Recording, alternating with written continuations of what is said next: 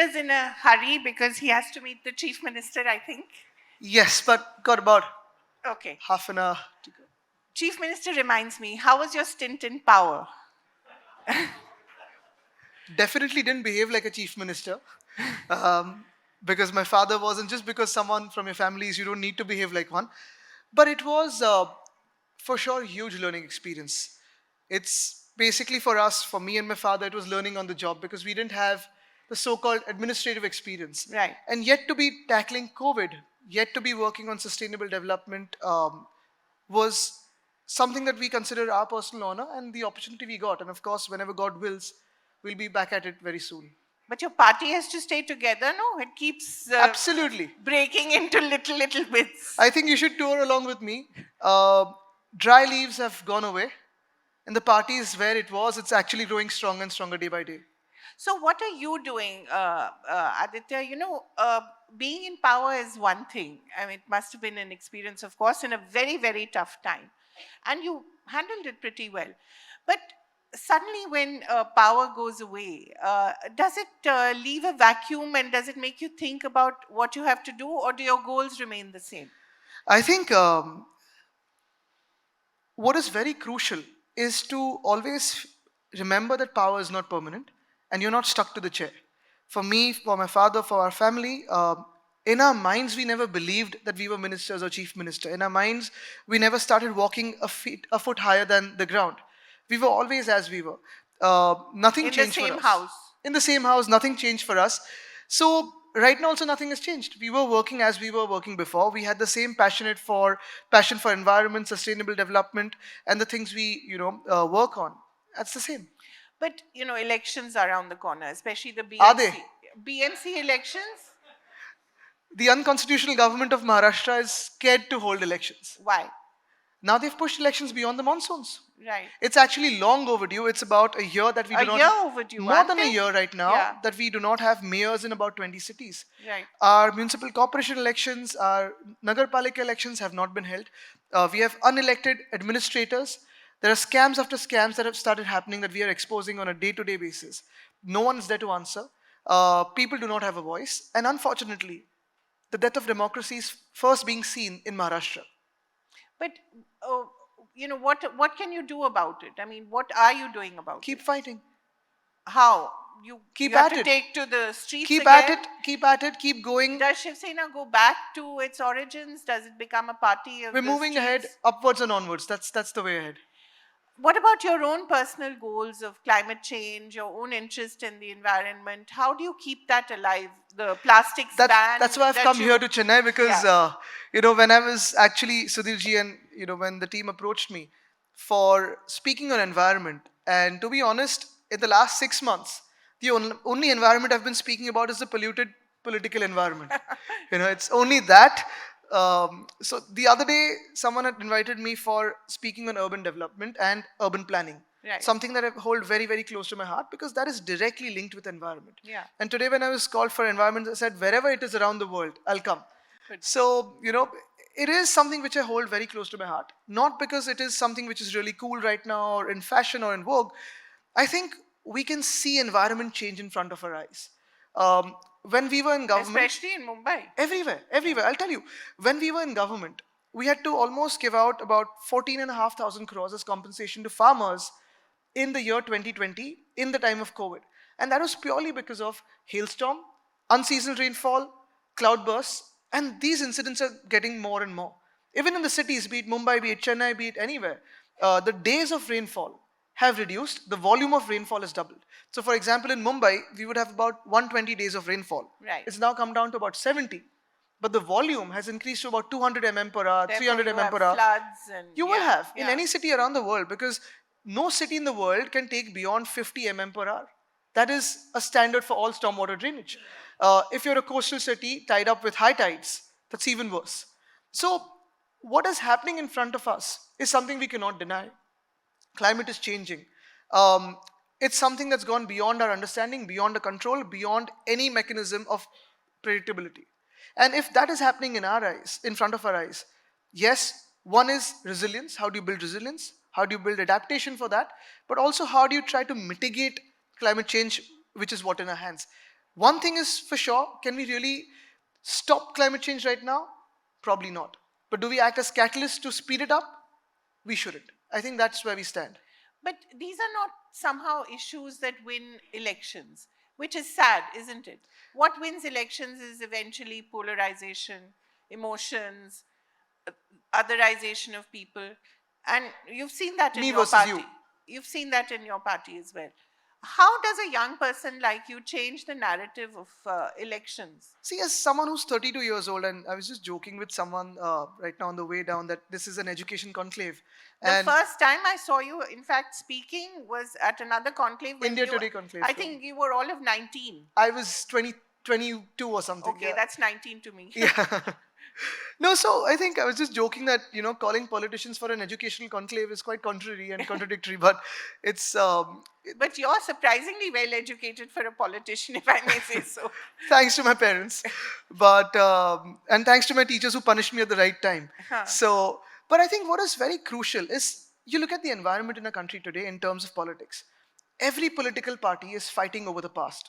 Everyone's saying 50 years ago what he said was right, 50 years ago what he We said have was wrong. Vikram Sampath sitting there. We're going to ask him that question Yeah, later. you should. But no one's speaking about the future. No one's fighting for our future today. No one's speaking about how a city will be 25 years down the line, 30 years down the line. We're all looking at past. Yes, our past glories must be restored. Our past heritage must be brought back. But we shouldn't be fighting and be divided over it. Now, what happens is exactly the question you asked me, that is climate change, is environment a political issue? It probably is not something that will get me votes right away. But just because it doesn't get me votes, should I ignore it as someone who can impact policy? Should I ignore it as someone who can create a mindset?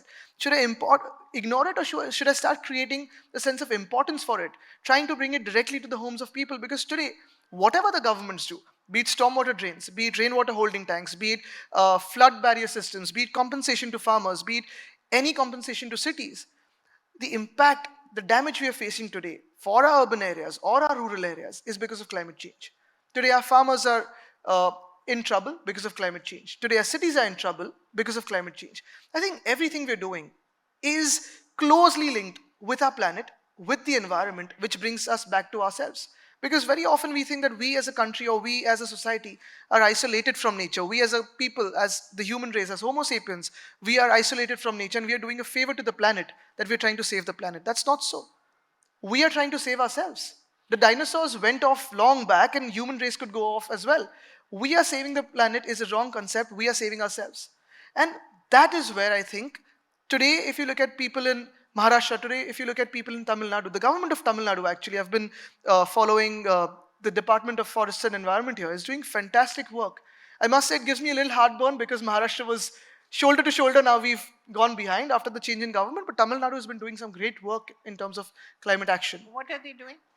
There's so much happening. You've got urban forests coming up. You've got the mahouts being trained for elephant safaris right now and protecting the elephants in the state. You've got tons of work. Part of C40. You've got a lot of work that's happening here. Were you planning to do the same with your We had started off- tourism portfolio as well? Yes, because tourism is another sector which I believe can It's create closely jobs. linked to, yeah, and closely linked to the environment. Absolutely, tourism and hospitality is a sponge sector. What we worked on as tourism department back then in 2020 was, one, we gave industry status to the hospitality sector, something that was pending as a promise from 1999. Two, we reduced the licenses for setting up hotels and resorts in Maharashtra from 80 to 10. NOCs from 15 to 9 self-certifications. That's created a huge amount of opportunity in Maharashtra. We were looking at partnering MTDC with bigger hotels. We were looking at tiger safaris. We were looking at beaches, mountains. I think we are Mr. Shinde blessed. doesn't plan to do any of this? He's been going to Delhi and Guwahati as tourism. Okay. At least that's something, I guess. But talk a little about this idea of sponge cities, which I really found fascinating. I think it's an interesting, I've never heard this before until I was reading up on you. Talk a bit about this. And really, all our cities need to become like that. We were at a time, all of us were sponge cities. Unfortunately, now we need to create sponge cities. The concept is simple. When I was growing up as a child back then, and say when I was 9 or 10 years old, my housing society and housing societies around it basically had beautiful big open spaces, and you could play cricket, football, tennis, whatever you wanted to, in the mud playgrounds everywhere. Today, if you look at playgrounds, we're moving towards artificial turfs. Yeah. We're looking at elevated podiums where you have artificial turfs Right. over parking lots. All the open spaces between the buildings, which are mud, which are basic soil, earth, are being absorbed into concrete, either concretizing our roads or Yeah. concretizing the open space. Because of which, we need to have rainwater percolation pits. Today, we're creating rainwater harvesting areas, which is great, but we also need to create rainwater percolation pits because otherwise, the groundwater of our city is going to go down, Yeah. and you'll have huge runoff areas, and that is what Right. is happening. Yeah. So, what used to happen in one famous spot called Hindmata in Mumbai, in Gandhi Market, was there used to be water logging every single year. First, it was till the chest level, then we brought it down to waist level, then to knee level. But every year when I used to go there with the mayor and the municipal commissioner, I wasn't very satisfied.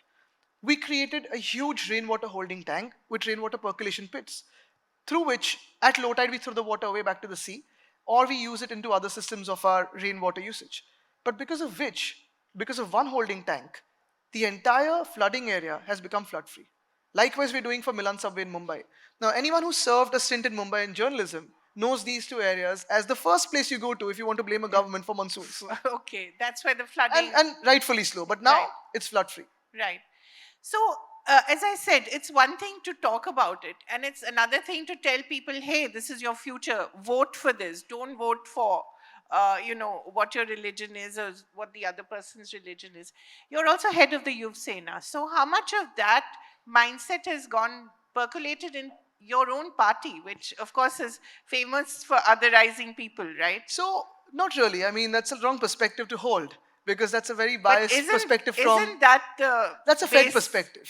But basis of your party? not really. It's about the locals, which is rightfully so in every state. If you look at Tamil Nadu, if you look at Kerala, if you look at Maharashtra, we've always believed that the first right to jobs or to anything has to be for the locals and rightfully anywhere across India in their own state, home state. If you don't have enough skill, you get more people. And I think that's happening around the world now. But for us as political parties and as leaders of political parties or someone who can have a certain amount of influence, if not much, I think it's very, very crucial for us to start speaking about the present and the future. One of the most important aspects of our life is going to be climate action. You come to Mumbai today, and unfortunately, everyone's been shouting hoarse about air pollution. And the government's response, current government's response is let's put air purifiers everywhere. That's a bogus knee-jerk reaction. You don't need air purifiers. Air purifiers are for the room. You can't put air purifiers out in public. Right. What you need to do is identify sources of pollution, track them. How do you mitigate those sources of pollution? We actually created a document called the Mumbai Climate Action Plan with C40 cities. We've created that for Pune, for Navi Mumbai, for Solapur, for Kolhapur, multiple cities where we've actually documented everything on a short-term, medium-term, and long-term basis. I think that is very crucial for us because every aspect of your life today is going to be governed by climate action. You look at what's happening in Delhi or Telangana, sometimes you have to give holidays to schools Yeah. for air pollution or heat. Now, sensitive governments do that. Insensitive governments like the one in our state currently do not even recognize there's air pollution. Right. Great. I want to give an opportunity to young people here to ask questions because it's very rare to have a young leader like Aditya here. So we have just about 11 minutes. As I said, he has to catch the chief minister. So quickly, let's No, have a meet few. the chief minister here, catch the chief minister in Maharashtra. Well said. Just one thing. I wanted to ask you how much of what you are now is also because of your father's interest in photography, your brother's interest in wildlife photography. How much of that has influenced you as a person and as a I politician think a you've lot become? of it. A Yeah. lot of it. My grandfather actually had a deep sense of interest in nature and wildlife. He was deeply Which into. we didn't know about except for the tiger. Exactly. So reviving the tiger, yes, but apart from that, he was very much into plants and bonsais and trees and nature. My brother is a wildlife conservationist. He's also a researcher, so he's discovered more than 50 species Oh, of oh. frogs, snakes, Really? scorpions. Yeah, all the things that I choose to stay away from. Does he have them at home? No, but he has them in labs where he goes and he's Okay. also come here quite often to click pictures of various animals. My father has been a wildlife photographer and has held multiple health camps for wildlife wardens and forest guards. I think I take a little bit of everything from that. So in city planning, I use the artistic sense of the family, and in nature, I use the wildlife conservation bit of it. Well said. Yeah, so recently there was a World Economic Forum report about sinking cities, and particularly India, where we have cities like Bangalore, Chennai, Hyderabad, where lakes have disappeared perpetually from British rule until now, and how it has completely disappeared from all these cities. As youth, as future of India, we see lot of reports, lot of scary reports which say that these cities will be underwater by 2050, by 2100. What's your take? How do we tackle this? How do we tackle climate change, particularly in the cities? Thank you. To be honest, I don't want to start creating fears of climate change, but 2100, 2050 is a lot of time we're giving to ourselves. We don't have the luxury of time. Uh, if you look at India as a country today, if you look at the vulnerability index of population migration, of the women and children who are vulnerable to climate change and the disaster it brings along, the farmers, the amount of people who are probably unemployed, the amount of people who are urban youth, urban people, is huge. We are probably number one on the vulnerability list of climate change, and we need to work on climate action. Um, on one side, you have the ocean level, the sea levels rising because of Arctic and Antarctica, sort of melting and the ice shelves melting. On the other side, we also keep forgetting that we have the Himalayas. And if those ice caps melt, if those glaciers start melting, you have a huge region of India that can either go without water or be under water completely. The third thing we're looking at is our sense of development, the way we look at creating highways or railroads or tunnels and overpasses by creating these projects that chop trees and forests, the way we're going that without a thought, I think that is very, very dangerous. You look at what's happening to Joshimath today. There's no word coming out from Joshimath because there's an embargo probably on the news coming out from there. But if you start looking at the way we have developed our cities, first we settle around rivers and water bodies because they were sources of water for us. Very, very crucial. Then we started converting those rivers into nalas, nalas into gutters, and now we have schemes of government to convert them back to rivers.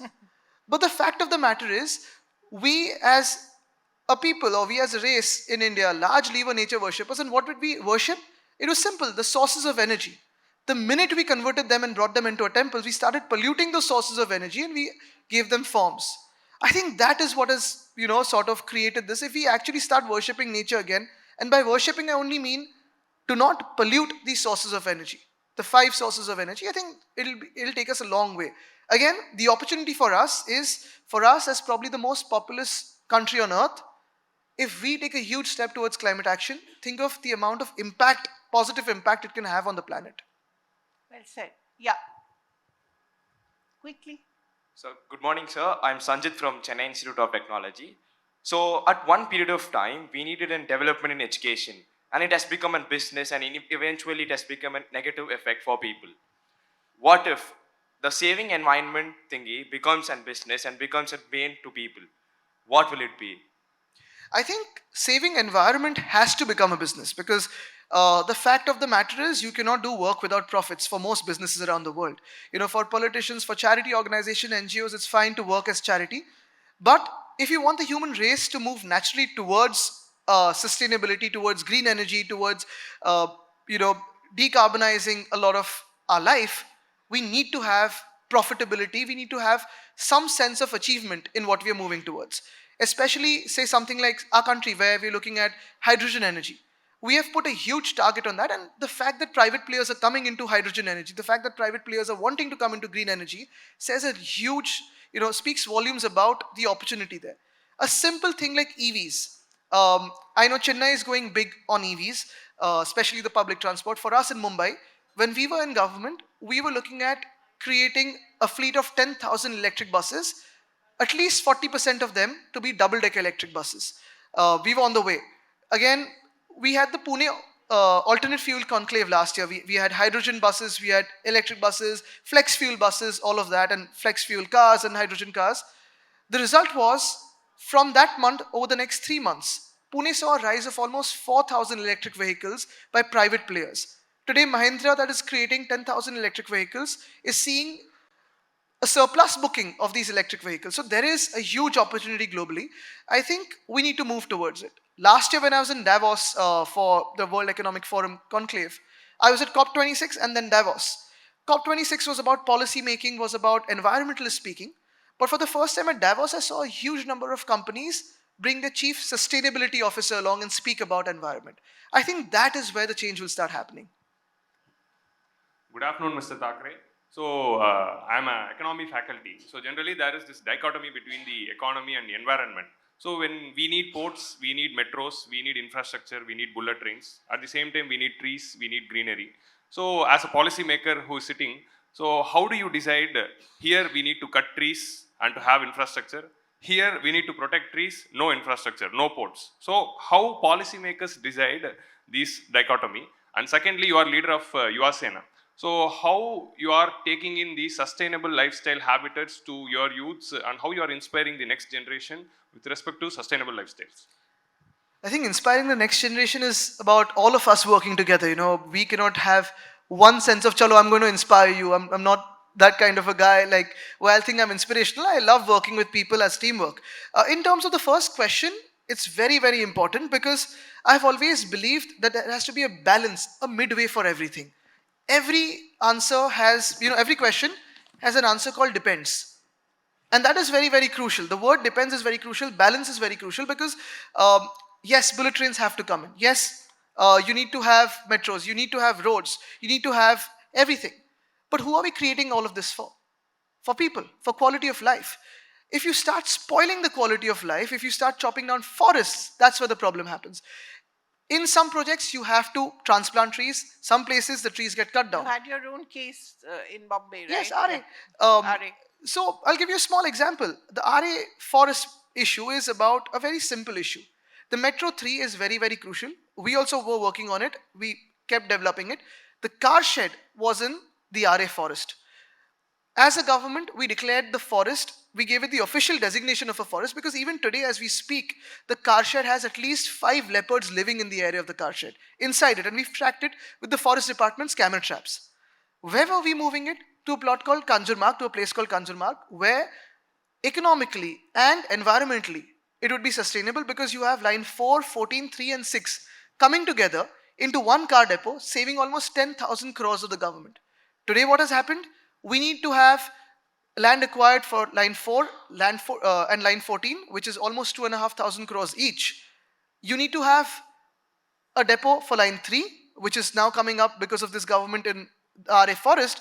And today line 6 is being made without a car depot.